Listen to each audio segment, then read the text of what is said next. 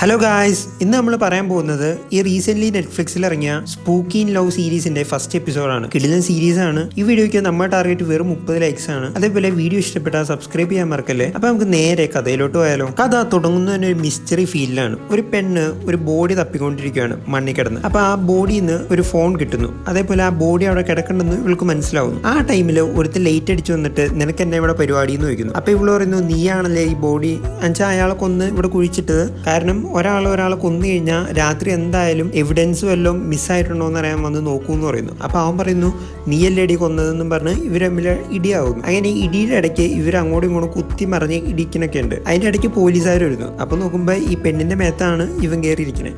പോലീസുകാർ എഴുതി ഇവർ കപ്പിൾസാണ്, രാത്രി എന്തോ പരിപാടിക്ക് ഇറങ്ങിയാന്ന് ഓർക്കും. പക്ഷെ ഇവർ പറയും, അതൊന്നും അല്ല സാറെന്ന് പറഞ്ഞിട്ട് ഇവർ ഈ ബോഡിയുടെ കാര്യം കാണിച്ചു കൊടുക്കുകയാണ്. എന്നിട്ട് പോലീസുകാർ പറയുന്നു, ഇനിയിപ്പൊക്കോ, കാരണം നിങ്ങൾ ചെയ്തൊരു നല്ല സർവീസാണെന്നൊക്കെ പറയുന്നുണ്ട്. അങ്ങനെ പോലീസായി ചെക്ക് ചെയ്തുകൊണ്ടിരിക്കുമ്പോൾ ഇവൻ ഇവളോട് ചോദിക്കുകയാണ്, നിനക്ക് തന്നെയാണെന്ന് രാത്രിയോടെ പരിപാടി എന്നൊക്കെ ചോദിക്കുന്നു. അപ്പോഴേക്കും ഇവൻ്റെ ഒരു കൂട്ടുകാരൻ വരുന്നുണ്ട്. എന്നിട്ട് നോക്കുമ്പോൾ ഇവളെ കാണില്ല. അപ്പോൾ ഈ കൂട്ടുകാരനോട് പറയുന്നു, ഇവിടെ നിന്ന് പെണ്ണെന്തെന്ന് ചോദിക്കുന്നു. ഏത് പെണ്ണെന്നൊക്കെ ചോദിക്കുന്നുണ്ട്. എനിക്ക് തോന്നുന്നു അവളൊരു പ്രേതാന്ന് തോന്നുന്നു. കാരണം അവൾക്ക് തോന്നിയ മാത്രം ആൾക്കാരെ കാണണോ, അങ്ങനെ എന്തെങ്കിലും സെറ്റപ്പായിരിക്കും, എനിക്കറിയാൻ പാടില്ല.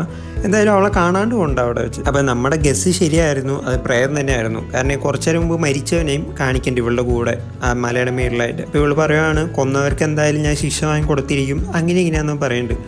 അപ്പോഴേക്കും അവൻ മാഞ്ഞു പോകുന്നു. പിന്നീട് കാണിക്കുന്നത് 6 വർഷം മുമ്പത്തെയാണ്. അതിൽ യോരി എന്ന് പറഞ്ഞാൽ ഈ പെണ്ണ് തന്നെയാണെന്ന് തോന്നുന്നു. യോരി എന്ന് പറഞ്ഞ പെണ്ണിനെ ഒരുത്തൻ എനിക്ക് ഒരു റിങ് കൊടുത്ത് പ്രപ്പോസ് ചെയ്യുന്നു, ഡേറ്റിംഗ് പോലെ. ആ ടൈമിൽ എന്നിട്ട് അതിനുശേഷം ഇവരുടെ എൻഗേജ്മെന്റ് നടക്കുവാണ്. ആ എൻഗേജ്മെന്റിന്റെ ദിവസം ഇവൾക്ക് എന്തൊക്കെയോ ഒരു ബാഡ് അടിക്കുന്നുണ്ട് മൊത്തത്തിൽ. അപ്പൊ നമ്മുടെ പയ്യൻ എൻഗേജ്മെന്റ് ഡേയുടെ അന്ന് റൂമിൽ വന്നിട്ട് പറയും, അയ്യോ ഞാൻ എൻഗേജ്മെന്റ് റിങ് എടുക്കാൻ മറന്നുപോയി, കാറിലുണ്ടാവും പറഞ്ഞ് അവൻ എടുക്കാൻ വേണ്ടി ചെല്ലുമ്പോൾ ലിഫ്റ്റിൽ കയറി അവൻ താഴോട്ട് പോവാണ്. അപ്പൊ ഇവൻ ലിഫ്റ്റിൽ ഓരോന്ന് ചെക്ക് ചെയ്യുമ്പോൾ കടലൊക്കെ കാണുവാണ് ലിഫ്റ്റിന്റെ അകത്ത്. എന്താ നടക്കുന്നതെന്ന് മനസ്സിലാവണില്ല. വെള്ളം കാര്യങ്ങളൊക്കെ ലിഫ്റ്റിന്റെ അകത്തേട്ട് കയറി വന്നു.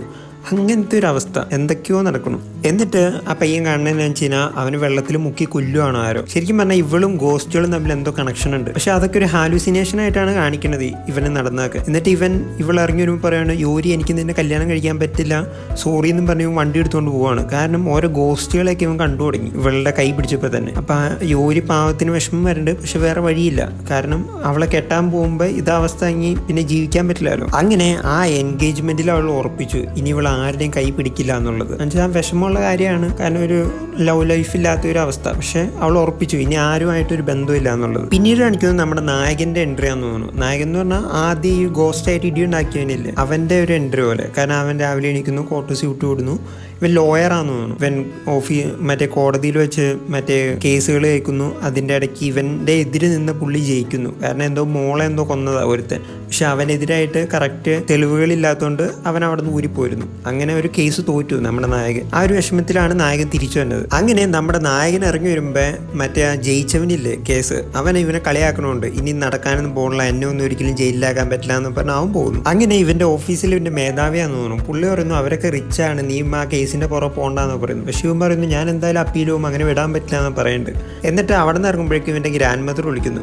ബുദ്ധന്റെ എന്തോ ക്ഷേത്രത്തിൽ പോയിട്ട് എന്തോ മെഡിറ്റേഷനോ കാര്യങ്ങളൊക്കെ ഉണ്ട്, അപ്പോൾ അതിന് വന്നെന്നും പറഞ്ഞു. അങ്ങനെ പിന്നെ ഗ്രാൻഡ്മേൻ്റെയും ഇവൻ്റെയും കുറച്ച് സീൻസ് കാണിക്കുന്നുണ്ട്. പക്ഷെ നമ്മുടെ നായകന് അങ്ങനെ ദൈവത്തിലൊന്നും വലിയ വിശ്വാസമൊന്നുമില്ല. ഗ്രാൻഡ്മേ ഇവനും കൂടെ കുറച്ച് ഫണ്ണായിട്ടുള്ള വഴക്കുകളൊക്കെ ഉണ്ടാക്കുന്നുണ്ട്, ദൈവം ഉണ്ടോ ഇല്ലയോ എന്നൊക്കെയുള്ള ചോദ്യത്തിനൊക്കെ. നമ്മുടെ നായകനാണെങ്കിൽ ഒരു പേടിത്തൊണ്ടരാണ്. രാത്രി ഇവൻ്റെ കൂട്ടുകാരൊക്കെ ഇവനെ കൂട്ടാണ്ട് ഒരു ഡ്രിങ്കിന് പോകും. കാരണം ഇവനെ കൂട്ടാണ്ടല്ല, ഇവൻ പോവില്ല, ഇവൻ ഒറ്റയ്ക്ക് വർക്കിന് വേണ്ടിയിരിക്കും. ആ ടൈമിൽ നല്ല മഴയൊക്കെ പെയ്ത് കറണ്ട് പോകും. അപ്പം ബാത്റൂമിൽ ആരും നിൽക്കണമെന്നാണ് ഇവൻ്റെ വിചാരം. ഇവന് തോന്നണതാണ് ഇതൊക്കെ. അപ്പം ഇവന് ഗോസ്റ്റ് എന്ന് പറഞ്ഞാൽ ഭയങ്കര പേടിയാണ്. അപ്പം ബാത്റൂമിലോട്ട് വരുമ്പോൾ അവിടെ ഒരു ഈ സീപ്പ് ചെയ്യണ സാധനമില്ലേ എന്നുള്ള നിലം തുടയ്ക്കുന്നത്, അത് അവിടെ ചുരുട്ടി വെച്ചിട്ടുണ്ട്. ഇവനത് കാണുമ്പോൾ ആളാന്നുള്ള രീതിയിൽ പേടിച്ച് ഓടിപ്പോണൊക്കെയാണ്. പക്ഷെ നമുക്ക് കാണുമ്പോൾ പേടിയാവും കേട്ടോ, അങ്ങനെ അത് ഉണ്ടാക്കി വെച്ചേക്കുന്നത് ഭയങ്കരമായിട്ട് പേടിപ്പിക്കുന്ന ടൈപ്പിൽ. നമ്മുടെ യോരി എന്ന് പറഞ്ഞ നായകി കുറച്ച് റിച്ചാണ്. അപ്പോൾ ഇവള് പക്ഷെ ആരും തൊടുവൊന്നുമില്ല. കാരണം ഇവള് തൊട്ടീനെ അറിയാലോ പ്രേതത്തിനെ കാണുന്നതൊക്കെ. അപ്പോൾ ഇവള് ഡിസ്റ്റൻസ് ഒക്കെ ഇട്ടാണ് ഓരോരുത്തരുടെയും നടക്കണതൊക്കെ. അപ്പോൾ ഒരു കൊച്ചി ഇവളുടെ മേത്ത് തട്ടി വീഴണമൊക്കെ ഉണ്ട്. പക്ഷെ ആ കൊച്ചിനെ പോലും എടുക്കണില്ല. അപ്പോൾ ആൾക്കാർ വിചാരിക്കും ഇവൾക്ക് പിള്ളേരോടൊന്നും അത്ര സ്നേഹമില്ലാത്തതുകൊണ്ടാണ്. പക്ഷേ ഇവൾക്ക് വേറെ വഴിയില്ല. കാരണം കൊച്ചിനെ തൊട്ട് കഴിഞ്ഞാൽ കൊച്ചു നാളെ കാണുന്നത് ചിലപ്പോൾ പ്രയത്നമായിരിക്കും. അങ്ങനെ യോരിയുടെ ഫാമിലിയിൽ ഒരു കല്യാണം നടക്കാൻ പോവാണ്. അതിനെപ്പറ്റിയുള്ള ഡിസ്കഷനിലാണ് അവർ ഫാമിലി വീട്ടുകാരൊക്കെ. ആ ടൈമിലാണ് യോരി അങ്ങോട്ട് ചെല്ലുന്നത്. അപ്പം ആരാ പയ്യെന്ന് വെച്ച് കഴിഞ്ഞാൽ തുടക്കത്തിൽ നമ്മുടെ നായകൻ തോറ്റില്ല ഒരുത്തിനെതിരെ. ആ കൊലയാളിയാണ് മറ്റേ ഇവൾക്ക് യോരിക്കല്ല, യോരിയുടെ ഫാമിലിയിലുള്ള ഒരു കൊച്ചിന് കെട്ടിയവനായിട്ടുള്ളത്. അപ്പോൾ ഫാമിലിക്കൊക്കെ വലിയ താല്പര്യമാണ്. കാരണം ആ വിക്റ്റിമായിട്ടുള്ളതെന്ന് പറഞ്ഞു കഴിഞ്ഞാൽ കുറച്ച് റിച്ച് ആണ്. ഇവര് റിച്ച് ആണ്, അവർ റിച്ച് ആണ്. സോ രണ്ടുപേരോളം കൂടുമ്പോൾ കൂടുതൽ റിച്ച് ആവുമല്ലോ, അതിനുവേണ്ടി. പക്ഷെ മോൾക്കും താല്പര്യമുണ്ട്. പക്ഷെ ഇവള് സമ്മതിക്കല്ല. യോരി അവനൊരു പാരസൈറ്റ് ആണ്, ഒരു മെനേട്ടവനാണെന്നൊക്കെയാണ് നമ്മുടെ യോരി പറയണത്. അങ്ങനെ നമ്മുടെ നായകി വൈകുന്നേരം വന്നിട്ട് ഫുള്ള് വർക്കൗട്ട് കാര്യങ്ങളൊക്കെയാണ്. കാരണം ആ ദിവസത്തെ പുള്ളിക്കാരുടെ സ്ട്രെസ് കാര്യങ്ങളൊക്കെ മാറുന്ന വർക്കൗട്ടിലൂടെയാണ്. അങ്ങനെ പുള്ളിക്കാരി ആ ദിവസം നടന്ന എല്ലാ കാര്യങ്ങളും ചിന്തിക്കുന്നുണ്ട്. അത് പണ്ട് നടന്ന 6 കൊല്ലം മുമ്പ് നടന്ന എൻഗേജ്മെന്റ് പോലും. പാവത്തിന്റെ അവസ്ഥ നോക്കണേ. കാര്യം പറയാൻ നമുക്കൊക്കെ ഒരു സൂപ്പർ പവർ പോലെ ആണെങ്കിലും ഇങ്ങനെ ഒരു അവസ്ഥ ലൈഫിൽ വന്നാലും ശോകം തന്നെയാണല്ലോ.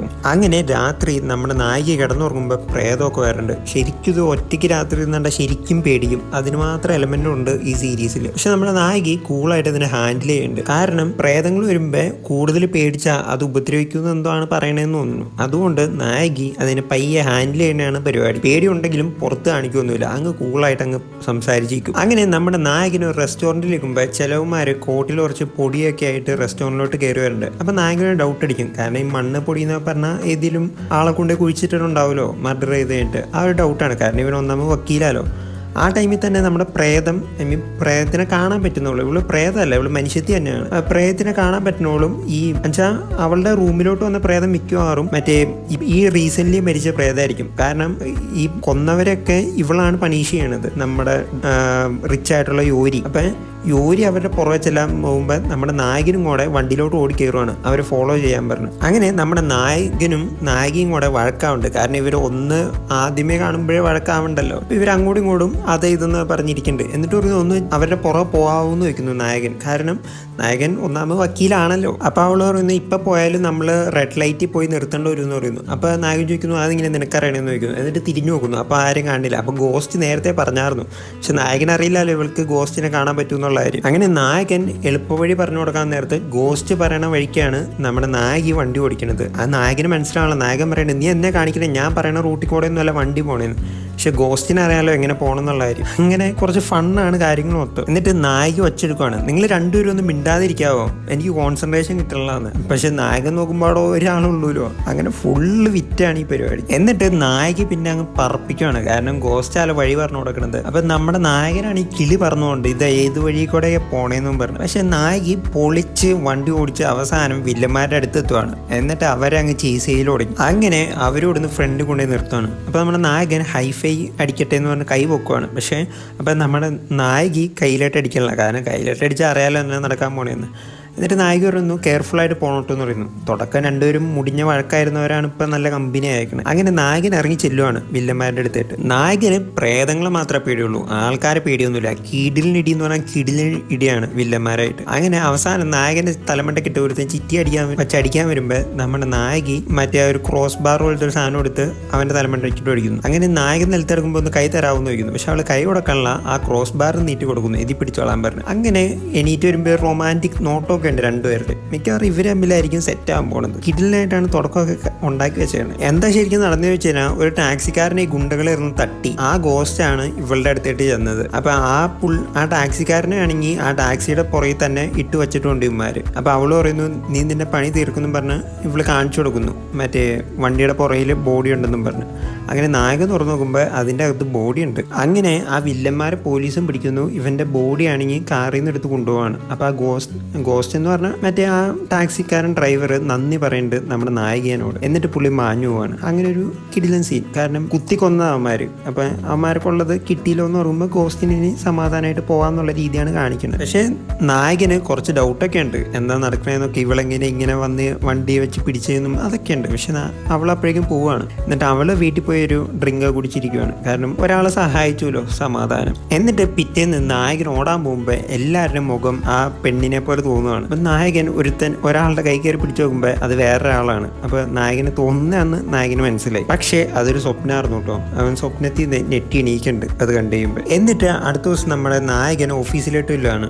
നായകന്റെ പേര് മാന്നാണ് കേട്ടോ. അപ്പൊ അവര് ഓഫീസിൽ ചെല്ലുമ്പോൾ ഓഫീസിലുള്ളവര് ഇന്നലെ എന്താ നടന്നതെന്നും എങ്ങനെയാ കള്ളനെ പിടിച്ചതെന്നൊക്കെ ഉള്ളത് ചോദിക്കുന്നുണ്ട്. അങ്ങനെ ഇവർ അവിടുത്തെ CCTV ഫുട്ടേജ് ചെക്ക് ചെയ്യുകയാണ്. അപ്പൊ നോക്കുമ്പോൾ CCTV ഫുട്ടേജിൽ ഒരു ചെരുപ്പ് കാണുന്നുണ്ട് നമ്മുടെ നായികയുടെ. അപ്പൊ അതെന്ന് പറഞ്ഞാൽ ഭയങ്കര വില കൂടിയ ചെരുപ്പാണ്. അതെന്തോ സൗത്ത് സൗത്ത് കൊറിയയിൽ 3 പേർക്കുള്ളൂ. അതിനെത്ര 10 ലക്ഷം രൂപ എന്നൊക്കെയാണ് പറയുന്നത്, 10 മില്യൺ എന്തോ. അപ്പൊ നമ്മുടെ നായകൻ പറയും ഇത് ഞാൻ എവിടെ കണ്ടിട്ടുണ്ടെന്ന് പറയുന്നു. അങ്ങനെ നായകൻ യോരിയുടെ ഓഫീസിലേക്ക് ചെല്ലുവാണ്. എന്നിട്ടാണ് പിന്നെ നായികയുടെ ഇത് കാണിക്കണത്. നായിക കൊടൂര റിച്ച് ആണ്, ഏതോ വലിയൊരു റെസിൻ എന്ന് പറഞ്ഞ എന്തോ ഗ്രൂപ്പിന്റെ മാനേജറാണ്. ആ ലെവലിൽ നിൽക്കണ റിച്ച് ആണ് ഇവള്. അങ്ങനെ നമ്മുടെ നായകൻ അവളെ കാണാൻ വേണ്ടി അവളുടെ ഓഫീസിൽ ചെല്ലുവാണ്. അങ്ങനെ നായകൻ ചെല്ലുമ്പോ ഇവള് നായകനെ കണ്ടിട്ട് ഓടുവാണ്. അവിടുന്ന് നായകനും പുറകെ എത്താൻ നോക്കുന്നുണ്ട്. അങ്ങനെ ഇവര് അങ്ങോട്ടും ഇങ്ങോട്ടും ഓടിക്കൊണ്ടിരിക്കുകയാണ്. അതൊക്കെ നല്ല ഫണ്ണാണ്. അങ്ങനെ ഇവള് ഗ്ലൗ ഉപയോഗിക്കുന്നു ഒരു റൂമിൽ കയറിയിട്ട്, ഇവളുടെ പേഴ്സണൽ റൂമിൽ കയറിയിട്ട്. അപ്പോഴേക്കും നായകനും അങ്ങോട്ട് വരുന്നു. അങ്ങനെ ഇവള് നായകനെ കാണാതിരിക്കാൻ വേണ്ടി ഡോറിന്റെ സൈഡിൽ ചാടി നിൽക്കുവാണ്.